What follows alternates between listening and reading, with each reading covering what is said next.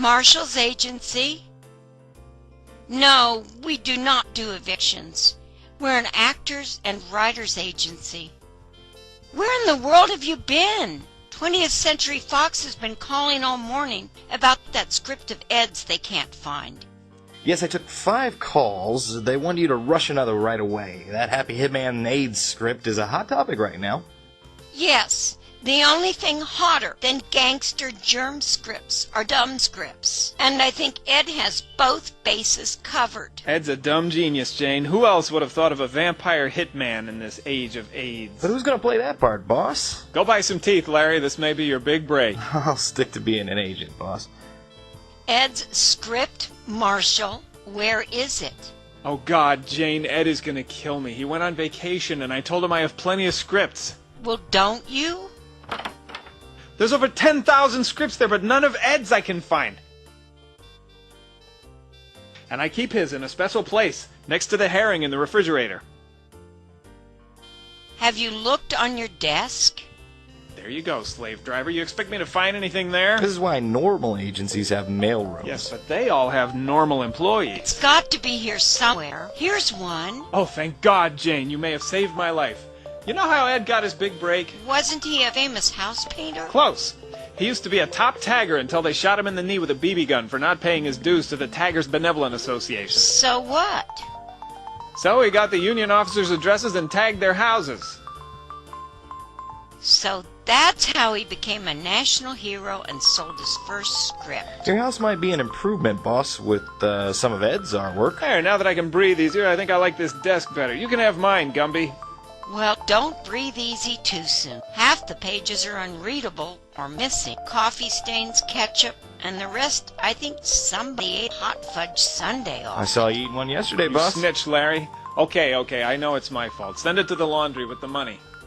Don't have those backers anymore. See, I knew it was a mistake when you made me get an honest backer. They picked the perfect way to make money disappear. Are you aware you owe me 2 months' salary and 3 months overtime? Hey, as long as I owe you, you'll never be broke.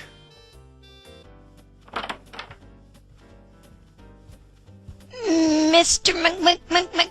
McPherson, what a surprise catching you in. I'm a little surprised to be here early myself, Susie. Are you still starring in As the World Stutters? Yes, but the show's being canceled next week. Can you get me another show? Sure. Larry, see that you find Susie another show. There's a lot of new lesbian shows. See if stuttering is acceptable behavior. But Mr. I knew you'd be excited, Susie. Call us next week. And wear a bib to the interviews. But there goes another valuable client. Don't worry, she's got about as much chance of getting another gig as I have of getting cast as Rhett Butler in a remake of Gone with the Wind. It depends on which wind the movie is about. I can't wait until our new backer, Dr. Golden, gets here with my check. I'm going to have lunch for the rest of the day. Like you need it with that waist? Oh, I can't wait to escape this haven for 21st century penis envy. You try to sneak off and leave me with all the casting for this agency, and you won't have to worry about penis envy when I get through. Ah, calm down, Jane. You know, I care about Susie, Larry. I stutter myself sometimes. Let me see those casting sheets. Aha! Here's one that's perfect for you and Jane. They're doing a commercial for safe sex starring Tarzan and Jane skydiving, sharing a giant condom for a parachute. I quit. Now, wait a minute. You can't quit. I owe you both 3 months' salary. Larry, you take all the calls while Jane and I do the casting sheets. But all the calls are for you. Well, there you go. You help Jane. I'm glad you understand me, Larry. No, I understand you perfectly. That's why I have the paramedic standing by with a straitjacket. You know, you are my favorite agent, Larry, even if you are my only agent. And I love you too, Jane. The three of us are the perfect business menage a trois. This is too much. Maybe we'd better call 911, Larry, and report him for sexual harassment before this gets any thicker. It's for you, boss. It's Phil over at 20th Century Fox. Phil, old buddy, how are you? We don't have a copy of that script, Phil. Somebody used Ed's script as a footmat. We have two, but they both look the same. Is he out of his mind talking to 20 like that? You'll double the offer, Phil? What a negotiator I am. The Lord works in mysterious ways, Jane. I think the word is absurd, Larry. That's what I meant. He could at least get to work on time, Larry, when we are auditioning animals. I had to babysit an orangutan so long before Marshal got here yesterday, he began to sexually harass me. And I want to tell you, the way he was hung, I hesitated a good 30 seconds before I called my lawyer. You have all the luck, Jane. Why doesn't he become a preacher with all that hot air about love? Religion has enough contradictions already. Larry, where's Ed? South America. Why doesn't somebody tell me what's going on here? I am not playing hard to get, Phil. We have his itinerary and a satellite phone number right here. Somebody wake him up. It's called negotiating, Jane. Calm down. Make a big enough offer and I'll get Ed back to town even if I have to lead a safari to do it. And I hate snakes even worse than starving actors. Did you read the contract he signed with Dr. Golden? No, but Marshal assured me that he took that 99-year-old health nut to the cleaners. Spiritually speaking, of course, I mean, this is a noble cause for Dr. Golden, no matter what the sacrifice. Maybe we should order him a coffin. I do not put tracking devices on my artists, Phil. They are not criminals. Well, maybe a few are, like Ed. Phil, if you want Ed to paint graffiti on the Statue of Liberty to promote this project, I wash my hands of it. An extra meal? Maybe we can talk about it over a power lunch sometime. You know what that dirty old health nut is up to? He's going to have all the casting couches and the offices monitored by closed-circuit TV supervised by himself. I may never be able to flirt again. This is just unsophisticated contract language, Jane. And some of these actors are cute. Don't worry, Jane. Between our interest and Marshal's interest, we own the majority of the stock. Do you have my permission to flirt? Let him play with himself all day long if he pays our salaries. It says here that Dr. Golden owns 51% and Marshal owns 49%. Nothing about us owning anything. Golden's the real boss now. Do you realize that? You know, I knew Marshal couldn't add 2 and 2 and have it come out to 4, but this is at my expense and I won't stand for it. And we just got rid of that laundromat. If he puts a camera on me, he'll be looking at the moon. What's the bottom line, Phil? 1 mil? $1 million. $1 million, you bet we'll take it. As soon as I check with my client, thank you, Phil, I'm off to the tropics on the first flight. We're in the money. We're in the money. Ed's script is sold for $1 million American money as soon as we have his approval. Get Ed on the phone. Get Ed on the phone. I gotta tell him the good news. He's in the Galapagos Islands, betting on the turtle races. Turtle races? I don't care if it's snail races. Get him on the phone. Find him now.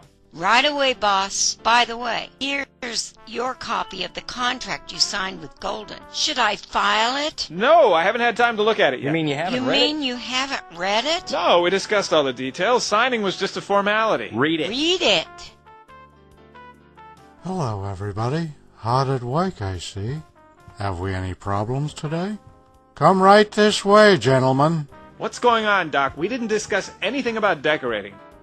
And what are the TV cameras for? Are we setting up a studio? Marshal, don't you read your contracts? We are going to completely redecorate these offices.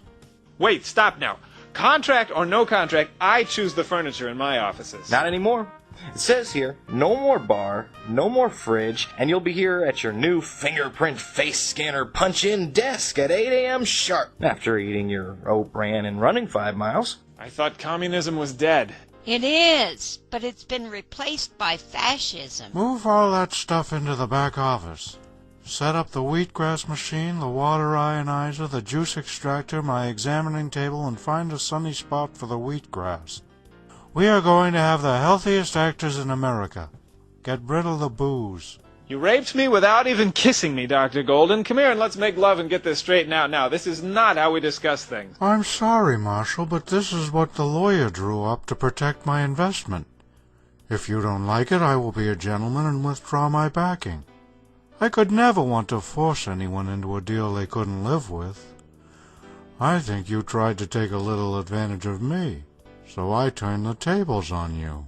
I'm a man of my word, Dr. Golden, but it should be a 50-50 deal. I don't mind having you as a full partner, but I don't think you know enough about this business to call it your cup of prune juice yet. That's the best I can live with. Half a cup of prune juice is better than a full cup, unless you're sitting on the toilet 24/7. We'll use the cameras for actors' audition tapes. No big brother here. That's the deal I had in mind.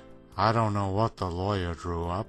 I don't read contracts either. Good, and you can have the back office for your high colonic juice bar. And you get the first colonic free, Marshal. And all the wheatgrass you can drink. Oh, as long as I am boss. That's fine for you two, but what about honoring my 10% stock option? Stock options? I like that idea. Honor what? You promised me 10% for not telling your wife about that actress you gave mouth-to-mouth resuscitation to? You know, when she almost drowned doing that bubble bath commercial? Oh, I didn't know we monitored sets. We're monitoring our client to protect from peeping producers. If the old dreadnought would have found out, I'd be dead, but that was the old company. You can have the whole thing, Larry. I guess you give me no other choice. I'll honor your stock options if Marshal will. I know he overlooked it by mistake. And what about Janie? Shouldn't she have 10% too? Now, just a minute. If you want to give Larry 10%, Jane 10%, and maybe the janitor a percent, you can give it out of your 50%. And besides, females are supposed to work and not be heard from. And you thought I had these handcuffs for some kinky reason. Okay, Dr. Golden, I was just kidding. Larry should have 10%, and Jane too. They do all the work around here anyway. Marshal, I've got Ed on the phone from the Galapagos Islands. Hey, how's the vacation, Chief? We've missed our resident killer writer, I mean. What do you want? Is somebody sitting on your face? I can't seem to make out a word you're saying. I'm in a jungle hospital. What? In a jungle hospital? You got bit by a giant turtle? At least did you win the race? You did! In the turtle's mouth? You gotta get out of the hospital and get back here right away. Fox is offering $1 million for your Happy Hitman script as soon as we deliver a script. We don't have one. There was an earthquake and the herring fell on it. My house is fine. Why? I like it the way it is. You gotta get back here, even on a stretcher. Do you understand? $1 million, not pesos, American money. You don't have to tag anybody, although we might be able to make a side deal. You want me to give the turtle a contract? Oh, put a contract on the turtle. Forget the turtle. It's probably dead from food poisoning by now. There's no honor in whacking a turtle. Let me talk to your doctor. It's a conference call, Marshal. Tell him, Doc. What? You're gonna keep him under observation for another week? I don't care if he has rabies. I want him back into L.A. tomorrow. He does. Well, put a muzzle on him and send him anyway. If you do me this favor, I'll hire you as my gardener. In L.A., you'll make more money in an hour as a gardener than you do in that jungle in a year as a doctor. Deal? Put Ed back on. Ed, it worked. I'll see you in 24 hours. And if you got rabies, try not to foam at the mouth when we pick up the check, or they'll think we're hungry and cut our perks. Goodbye, Chief. Jane, I'm going to go back and see if the good doctor has anything stronger to drink than carrot juice. Ed is threatening to blow up my house if this deal falls through. Come on, Larry, you're buying. Hi, Jane. Why so glum? Is Marshal being a bad boy again? We are looking for an actress 18 or older that can pass for a pregnant teenager.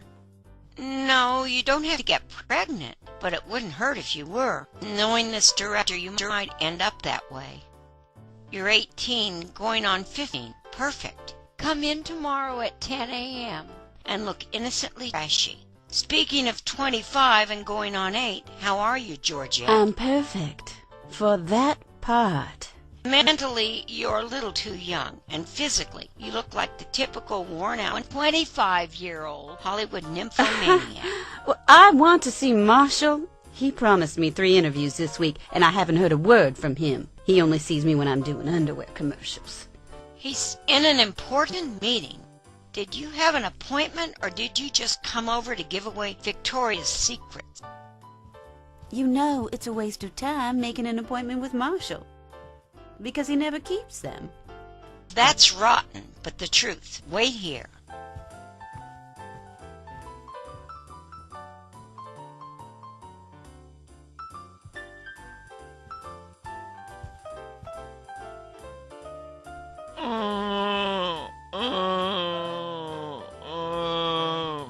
Marshal, sometimes I wonder whether you're an agent or a pimp, Georgette is here to see you. Oh, my head, my stomach, my feet. I drank something labeled rye whiskey, and it was poison. Oh, I'm gonna die. What are you going to do about that low rider bait? Oh, is this Tuesday? Ooh, I always give her new underwear approval on Tuesdays. Hey, why don't you melt down and get some Victoria's Secret stuff yourself? You might turn out to be human. You think it might help me land one of our cute actors? I doubt it, but Dr. Golden would probably perk up. Did And I here hear comes someone the mention old my buzzard, name? benefactor as we speak. Yes, I was just saying how good it is to have someone around the office who Jane can relate to. That Ice Cube? I prefer that firehead I saw when I came in. Oh, you mean Georgette, the Red Menace. I thought it was Queen Victoria revealing her secrets. I can see you stay on top of things, Dr. Golden. And I like the bottom too. What kind of rye whiskey was this stuff? I'm not feeling too great. That wasn't whiskey. It was hemlock, a deadly poison. Georgette, you sneak. You have no right to look at those casting notices. This agency could lose its license. Give me those notes you made. Ah, how else do you expect me to get work? I haven't been sent on an interview since Nympho behind bars.